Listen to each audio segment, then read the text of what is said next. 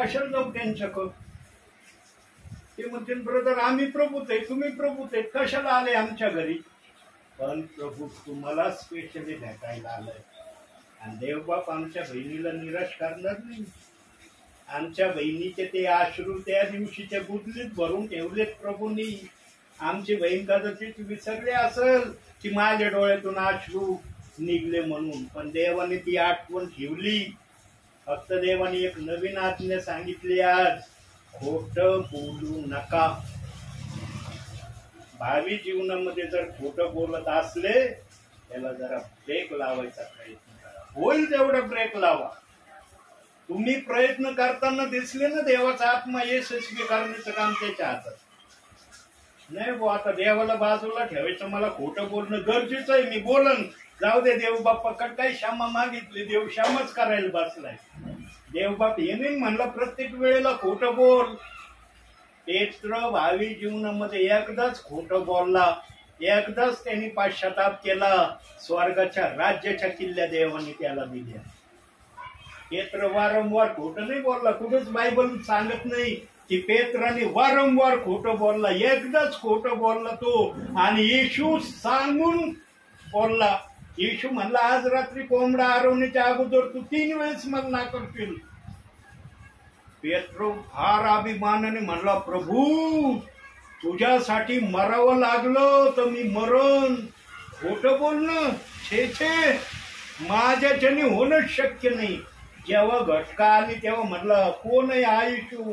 नाही ओळखी त्याला मी. काय बोलतेस बाई तू, मला समजत नाही. हे पेत्राच्या मुखातून निघालेले शब्द आहे. आणि अंधारात जाऊन रडला, गुडघ्यावर येऊन पश्चाताप केला, क्षमा मागितली पापाची. देव बाप्पाने त्याच्या पापाची क्षमा केली आणि त्याला सेवा करण्याची संधी दिली. हा आहे आमचा प्रभू. यांनो तुम्ही पण भावी जीवनामध्ये हे बघा, खोटं मनुष्य बोलतोच. मी पण लय पोपटा सारखा बोलतोय ना, लय पोपटा सारखा बोलतोय, पण माझ्याकडून पण खोटं बोलणं होत आहे. मी पण माझं नाही लपवीत, होतं माझ्याकडून पण कधी कधी खोटं बोलणं. प्रियांनो आपली प्रौढी, आपली काय म्हणतात त्याला, आता शब्द येईना माझ्या तोंडामध्ये, आपली लायकी सुरक्षित ठेवण्यासाठी मनुष्य देवाला बाजूला करतो, खोटं बोलतो. अरे आपली इज्जत, आपली लायकी त्यांच्या समोर जाऊ नये.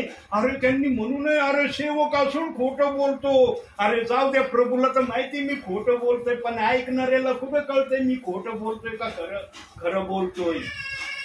उदयान चाललंय आज हे. यांनो हे गुटपी स्वभाव हरेकांनी आपल्या जीवनातून काढून टाकावा. म्हणून आता आमच्या कांचनताईंना काढता येईल का एक वचन, लास्ट वचन?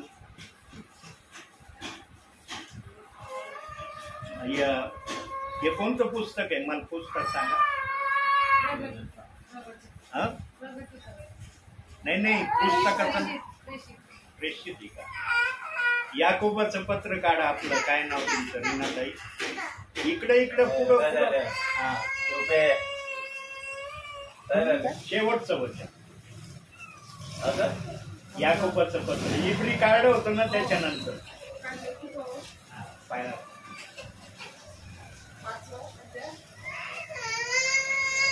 याकोबाचं पत्र 3रा अध्याय 10वं वचन बघा. एकाच तोंडातून स्तुती व शाप निघतात. माझ्या बंधूंनो, या गोष्टी अशा प्रकारे होता कामा नये.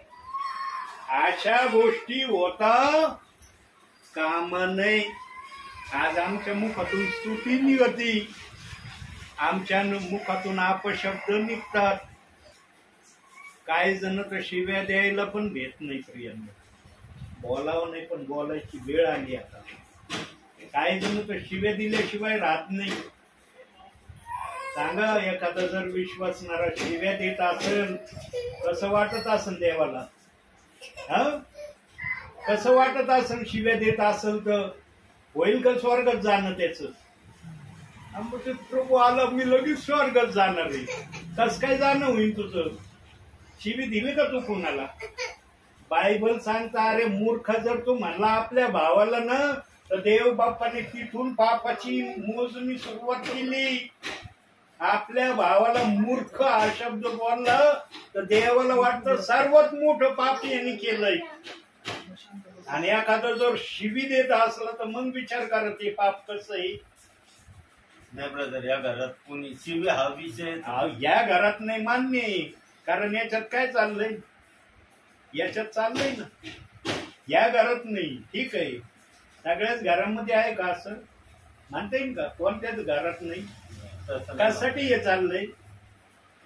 हे तुमच्यासाठी माझ्यासाठी नाही, हे पूर्ण महाराष्ट्रासाठी. आणि देवबाप मला जिथं म्हणतो ना तिथंच मी हे करतोय. बघा कोणत्या दिवशी संदेश आला होता 2 ते 3 दिवसापूर्वी. आज संदेश जाणार आहे. 3 दिवस प्रभूंनी रेस्ट घेतली. प्रार्थनेला तर मी गेलो, असं नाही की मी प्रार्थनेला गेलो नाही. फक्त कालची ऍबसेंटी झाली माझी, कालचं सोडून. बाकी त्याच्या अगोदरचे 2 दिवस गेलो, रेकॉर्डिंग नाही केली. देव म्हणलं नको करू, फक्त त्यांच्यासाठी आहे, त्या परिवारासाठी संदेश आहे, रेकॉर्ड करू नको. नाही केला. आज इथं आलो, आल्याबरोबर देव बाप म्हणलं तुला रेकॉर्डिंग करायचंय, पहिलं जोडते, सगळं जोडून रेडी ठेव. देव दाखवतो तेव्हाच रेकॉर्डिंग होती. प्रियांनो, फार धन्य तुम्ही. तुमच्या घरातून पूर्ण महाराष्ट्रभर जात येईल. साधे धन्य नाही तुम्ही. म्हणून प्रियांनो, खोट बोलण्यापासून आजपासून आवरायचा प्रयत्न करायचा. नसले बोलत तर देवाला धन्यवाद. पण जर तुमची बुद्धी म्हणत असेल ना इथं का व्हायना सुईच्या टोकासारखं माझ्याकडून खोटं बोलणं होत आहे, त्याच्यासाठी प्रार्थना करायची. पर्याय एकच आहे, प्रार्थना. देव बाप्पा मला खोटं नाही बोलायला आवडत, पण काय करू, परिस्थितीच अशी. ती पेत्र देखील परिस्थिती आल्यावर खोटं बोलला. मी तर काय, माझी लायकी आहे? पेत्र देखील प्रभूला पाहून खोटं बोलला. आणि प्रभू म्हणला आज रात्री कोंबडा आरवण्या अगोदर 3 वेळेस खोटं बोलशील. पेत्र लई धाटाने म्हणलो नाही बोलणार खोटं. वेळ आली लगेच बोलला. म्हणून प्रियांनो, पेत्र एवढा महान देवाच्या बरोबर राहणारा सेवक जर चुकला, आम्ही तर प्रभूला पाहिलं नाही.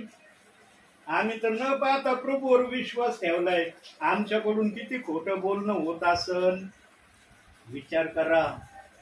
अंतिम समय सेवक येईल ना, काहीतरी देवाच्या आत्म्याची इच्छा सांगण्यासाठी येणार आहे. वेळ घालवण्यासाठी देवाचा आत्मा कोणत्याच सेवकाला पाठवणार नाही. बघा, मी आल्यानंतर पाऊस सुरू केलाय देव बाप्पानी. चाललाय ना पाऊस.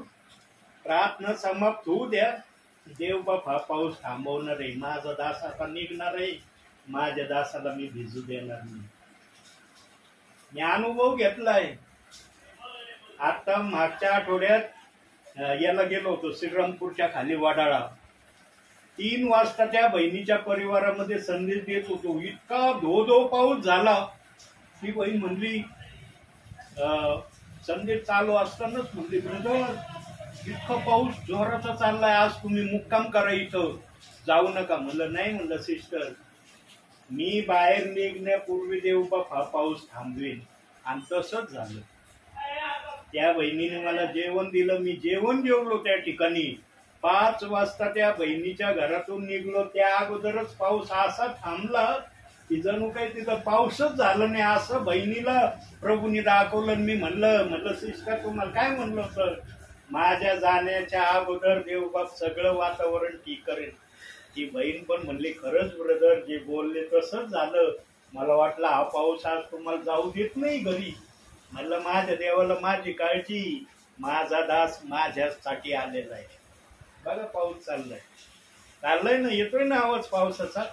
मला जाण्या अगोदर देवबाप हा पाऊस थांबवणार आहे. कारण मी देवाचा निरोप सांगायला आलो, माझा निरोप नाही सांगायला आलो. म्हणून आज जे ऐकलंय त्याप्रमाणे करा. जी हृदयात तुमची इच्छा आहे ना, जी हृदयात इच्छा आहे तुमची, त्या इच्छेला पूर्ण करायला प्रभू लगेच सुरुवात करेल. नाही केलं देवाने असं, ही सेवा करणं सोडून देईल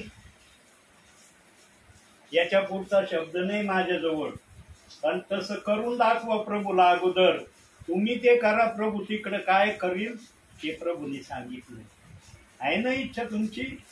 बोलले होते ना एकदा मला, काय म्हणले होते, ब्रदर आमची सर्वात मोठी इच्छा हीच आहे की आमच्या परिवारामध्ये मुलगा असावा. आहे ना, बोलले होते ना.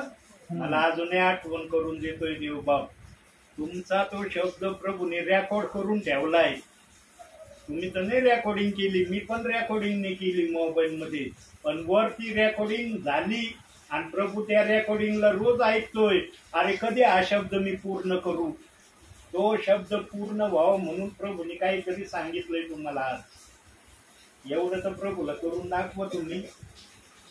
1-2-4 दिवस करून दाखवा, बघा 2-4 दिवसात प्रभू काय करायला सुरुवात करतो. आम्ही खोटं बोलतच नाही, पण चुकून झालं असेल, बोललो बघा, नकळत जर झालं ना, नकळत जर झालं, देवाचा आत्मा इथं बोलतो, मी नाही बोलत. नकळत जर झालं, तुम्हाला जर स्मरणात आलं, अरे हे नकळत झालंय माझ्याकडून, मला तर नव्हतं करायचं, पण नकळत देवाचा आत्मा आठवण पण करून देणार आहे. हे नकळत झालेल्या विषयी पण पश्चाताप करा, नकळत विषय पण पश्चाताप करा. पण देवाच्या आत्म्याने समज दिली तर, न तर तुम्हाला समज आत्म्याने दिली, अरे ब्रदर संदेशात म्हणले नकळत, है मला जरी नाही आठवत मी करते बो, प्रभू माझ्याकडून नकळत पाप झाले, मी पश्चाताप करते. तुम्हाला जर देवाने आठवणच नाही दिली, तुम्ही कोणत्या नकळत पापाची क्षमा मागू राहिले? देव जर म्हणला कोणतं नकळत पाप केलं सांग मला, येईन का सांगता? मग नकळत पापाची आठवण प्रभू करून देणार. हे नकळत झालं बाळा, याचा पश्चाताप कर. आमचा देव बोलणारा देव आहे. अंतिम समयात ना देव बाप आपल्या मनातला हरेक सांगणार आहे. म्हणून त्याने सांगितलं, जे गुप्त युगानुयुग पिढ्यानपिढ्या गुप्त ठेवले होते, आता कवर हृदयात गुप्त ठेवू. आता मी सेवकांच्या मुखातून सांगतो यांना. खोटं बोलण्यापासून प्रभूने आज स्टार्टिंग केली. आता भविष्यात प्रभू काय काय सांगन माझ्या मुखातून मला माहिती नाही. दिसतंय वही कागद, म्हणता येईल का ब्रदरांनी हे लिहून आणलं होतं, त्याच्यात पाहिलं ना आम्हाला सांगितलं. म्हणून प्रियांनो, मी आत्म्याच्या प्रयत्नाने येतो, हे तुम्हाला मी नेहमी सांगतो. म्हणून आजच्या या छोट्याशा संदेशातून देव बाप तुम्हाला आणि मला भरपूर आणि भरपूर आशीर्वाद देव. आमेन.